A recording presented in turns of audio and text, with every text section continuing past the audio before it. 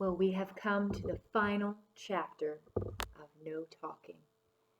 It's called The Winners. So we're going to find out who wins, what's going on with Mrs. Hyatt in the contest, and how she can become not a monster anymore, but part of the fun.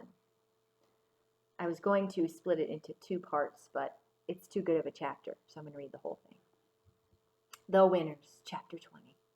At this point, it might be fun to tell how Dave followed the principal back to the cafeteria and how Mrs. Hyatt apologized to the whole fifth grade by trading three-word phrases back and forth with Dave, who also apologized, and describing the looks on the faces of all those fifth graders in the cafeteria, not to mention Mrs. Marlowe and the rest of the staff. That might be fun too. Or it might be interesting to tell how Mrs. Hyatt called an all-school assembly 5 minutes later by chiming the school intercom and then saying, "Everyone, auditorium, hurry!"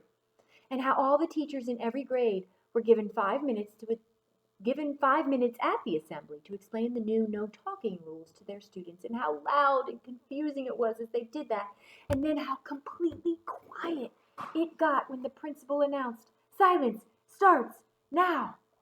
And it might be enlightening to explain how Mrs. Hyatt had changed the contest so that the kids in kindergarten through fourth were competing grade against grade to see who could say the fewest illegal words during the next 23 hours, and why she thought her way was a better idea than boys against girls. And it might be thought-provoking to explain how Dave felt about all this, how he felt that he was sort of like Gandhi, and how Mrs. Hyatt was sort of like the British Empire, and how he felt like there had been a great victory with liberty and justice for all, which included Mrs. Hyatt herself. And Mr. Burton, well, there's a lot that could be told about him, because he went completely stratospheric. He spent the last 24 hours of the contest scribbling down notes, taking photographs, and using a little handheld recorder to capture as many three-word sentences as possible. He collected so much great material that he began thinking that he would not only write that paper for his human development course, he could practically write a whole book about the way the kids and teachers at Laketon Elementary School had changed the way they had expressed themselves, changed their view of language itself, what it is, how it works, and how communication can take so many different forms. And speaking of human development, it might be fun to explore why the very youngest kids could not even imagine how to go without something as amazing and powerful as talking, not even for 10 minutes. 10 minutes, which is why the whole kindergarten was immediately excused from the activity. And how about Thursday morning, when the boys reported 0 honor system word goofs and the girls only reported 1? Telling how Dave and Lindsay reacted to that news would be revealing. And then it would certainly be fun to peek at the challenges Mrs. Hyatt faced as she kept to a strict diet of 3 words at a time. On Wednesday afternoon and again on Thursday morning, she talked with parents, with the superintendent, with the principals of other schools, with the electrician who arrived to repair the milk cooler, and of course with her teachers and hundreds of kids, all of whom thought it was just great to have a principal who might be a little bit crazy. In fact, the story could jump a whole week ahead, or even months ahead, to see the way the fifth graders completed the school year a kinder, more careful talkers and thinkers. Because there's always more to tell. Absolutely more to tell. But as tempting as it is, it's not time to tell about all that, because this is the time to jump right to the fifth grade lunch on Thursday, right to that point when the original contest was coming to an end, right to the moment of truth when the boys and girls were getting ready to compare their final scores. Because with all the goodwill and the happy vibes that swirled out of Mrs. Hyatt's change of heart, plus the excitement of having the whole school go quiet, you might think that somehow the fifth grade boys against girls contest didn't matter anymore. But it did. Remember when Dave stood up and shouted at the principal on Wednesday? Do you think no one was counting? Not true. Everyone was counting. Dave had said 30 words. Grand words, brave words, and true. However, all but 3 of them were illegal. At 12:14, 1 minute before the end of the contest, the cafeteria was silent. Every fifth grader was watching the second hand on the big clock, and so were all the fifth grade teachers and Mrs. Hyatt and the custodian, and the school secretary and the school nurse too. No one wanted to miss this moment in the history of the Unshushables. Dave and Lindsay sat across from each other at the same lunch table, ready for the big tally. Dave dug around in his back pocket and found the crumpled sheet listing all the points against the girls. And Lindsay pulled her little red notebook and a pencil out of her backpack, and she bent over, adding and scribbling away. Glancing down, Dave saw something poking out of the top pouch of Lindsay's backpack. A huge, permanent marker, a red one.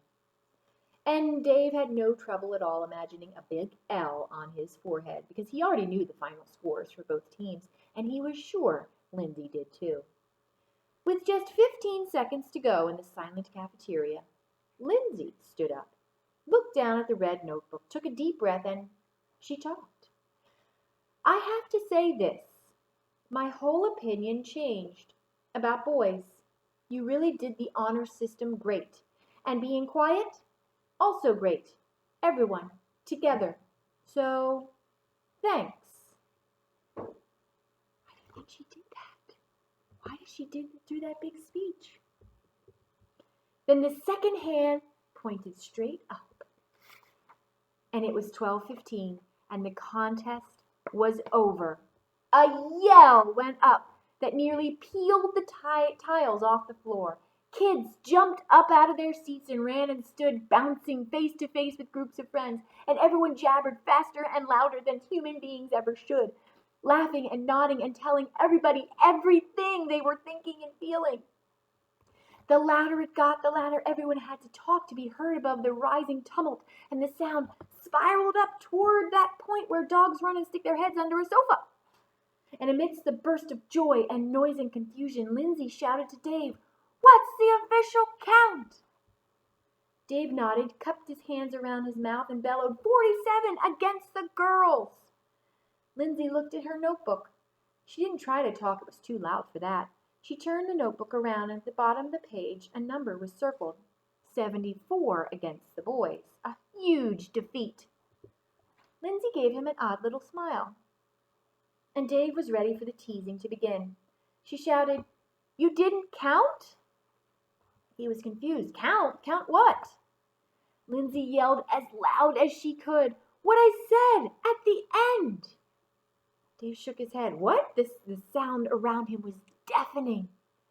Lindsay flipped a page and then turned the red notebook around so Dave could see it. And there was her whole little speech, written out word for word. The last word was thanks, and above it she'd written a number, 27. Dave nodded slowly as he stared at the speech and saw what Lindsay had done. He did the math in his head. She had made the contest an exact tie. 74 points for each team. And their private war, to see who got to label the other a loser, also a tie. Her 27 words matched the illegal ones he had yelled at Mrs. Hyatt. Was it all too perfect? Of course it was. Had Lindsay messed with the score against the boys to make it add up that way? Without a doubt. Would there be a big investigation? Not likely. Dave kept looking at the notebook. Lindsay's speech was filled with cross-outs and changes. She'd chosen those last words so carefully, making each one count. He wanted to say, "I owe you big time." He also wanted to say, "I guess I'm pretty much an idiot, aren't I?" And most of all, he wanted to say what she'd already said. Thanks. But Dave and Lindsay just sat there grinning at each other in the noisy cafeteria, and neither one of them said a thing. Not one word.